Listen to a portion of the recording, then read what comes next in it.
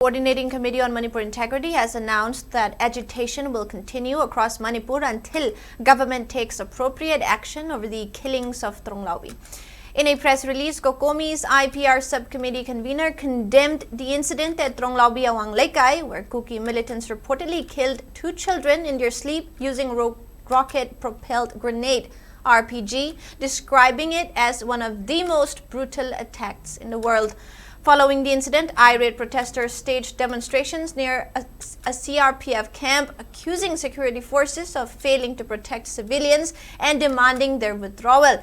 Tensions escalated when CRPF personnel opened fire on unarmed civilians, resulting in the death of 3 persons and injuries to several others. The committee further alleged that the continued silence of India's President, Prime Minister and Union Home Minister over the incident is proof that the people of Manipur are not being treated as equal citizens of the country.